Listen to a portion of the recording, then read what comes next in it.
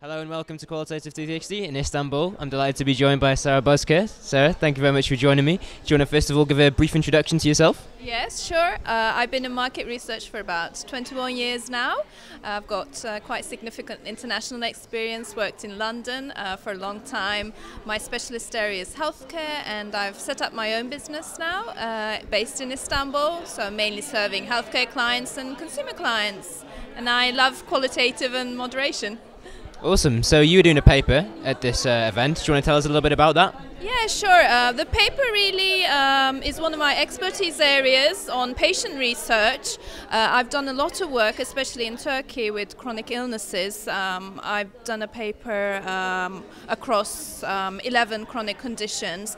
But in this specific paper we were talking about obesity and really using a lot of observation and immersion interviews to really understand the patient journey, what the patient is going through throughout their condition like obesity and their concomitant diseases like diabetes. So it's more looking at the emotions and how this is really affecting their condition and how they're coping with it. So it was quite an interesting study to conduct, really.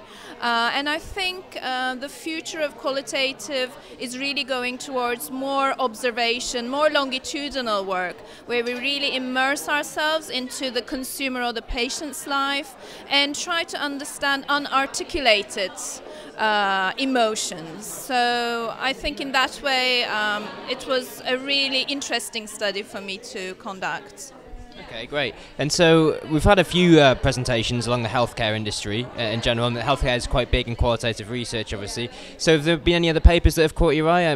We had a little chat before this interview, and you said that the cognitive papers caught your eye. Do you want to tell us a little bit about that? Yes, the cognitive interviewing, that really caught my eye, because as qualitative researchers, you know, we're always prone to probe on why consumers or patients or even physicians are doing certain things. And sometimes we really have to have a step back and have a holistic point of view, and I think cognitive interviewing really is more like going with the flow, like what you should do in life, really. So when you're interviewing a consumer or, you know, a physician, just try to understand where that person is coming from their own context and their past